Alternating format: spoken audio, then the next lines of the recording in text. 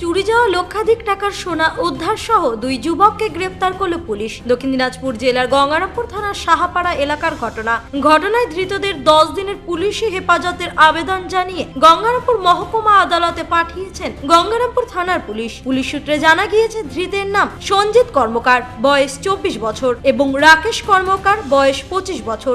দুজনেরই বাড়ি গঙ্গারামপুর থানা এলাকায়। জানা গিয়েছে গঙ্গারামপুর পৌরসভার 10 নম্বর ওয়ার্ডের সাহাপাড়া এলাকার বাসিন্দা পবন সাহা পেশায় তিনি ব্যবসায়ী। পরিবার সূত্রে জানা গিয়েছে গত বুধবার সন্ধ্যায় পবন সাহা স্ত্রী অনিতা সাহা বাড়ি থেকে কিছুক্ষণের জন্য পাশের বাড়িতে গিয়েছিলেন। বাড়িতে কেউ না থাকার সুযোগে পবন বাবুর বাড়িতে ঢুকে লক্ষাধিক টাকা সোনা, নগদ কয়েক হাজার টাকা সহ বেশ কিছু সামগ্রী নিয়ে চম্পট দেয় দুষ্কৃতীরা। পরে বাড়িতে চুরির ঘটনা জানতে পেরে কান্নায় ভেঙে পড়েন পরিবারের লোকজনেরা। ঘটনায় লিখিত অভিযোগ জানানো হয় গঙ্গারামপুর থানায়। লিখিত অভিযোগের পর গঙ্গারামপুর মহকুমার পুলিশ আধিকারিক শুভতোষ সরকার চুরির ঘটনার কিনারা করতে একটি টিম তৈরি করেন গঙ্গারামপুর থানায়। গতকাল গঙ্গারামপুর থানার পুলিশের ওই টিম চুরির ঘটনার সঙ্গে জড়িত দুইজনকে গ্রেপ্তার করেন। তাদের কাছ থেকে উদ্ধার করা হয় চুরি যাওয়া সোনা ও কিছু নগদ টাকা।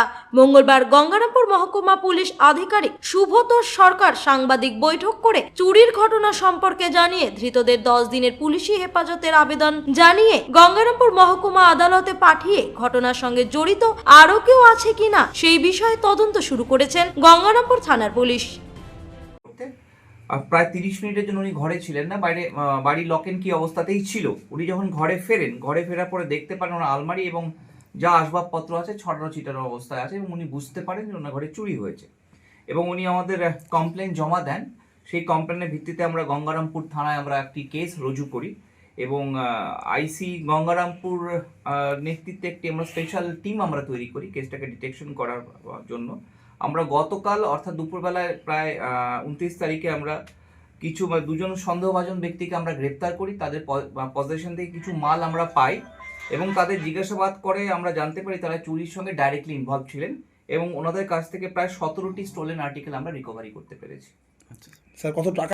এখানে 1002 টাকা মতো আমরা রিকভার করতে পেরেছি এবং আপনার 4খানা আংটি, একটি মঙ্গলসূত্র, কিছু পলা মহিলারা যেটা পরেন এবং কিছু কানের দুল ইত্যাদি আমরা টোটাল 17টা আর্টিকেল আমরা রিকভার করতে পেরেছি। আজকে তাদের কোর্টে তোলা হবে এবং 10 দিনের পিসি রিমান্ড চাওয়া হবে এবং এর সঙ্গে আরো কেউ ইনভলভমেন্ট আছে কিনা বা আরো কিছু স্টোলেন আর্টিকেল যেগুলো স্টিল মিসিং সেগুলো আমরা খোঁজার চেষ্টা করব। স্যার যারা দুজনের একটি পাস্ট হিস্ট্রি আমি পাচ্ছি। সঞ্জিত কর্মকার বছর প্রায় 24 বছর বয়স, তার বাড়ি 10 নম্বর ওয়ার্ডেই।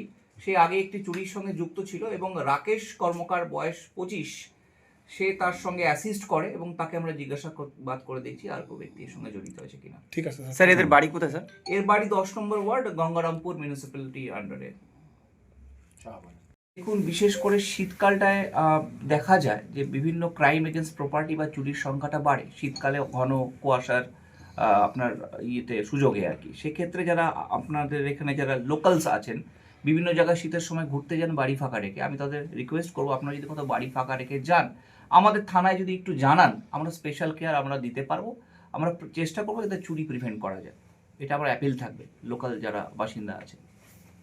গঙ্গারামপুর থেকে অমিত মহন্তের রিপোর্ট, কুলিক নিউজ।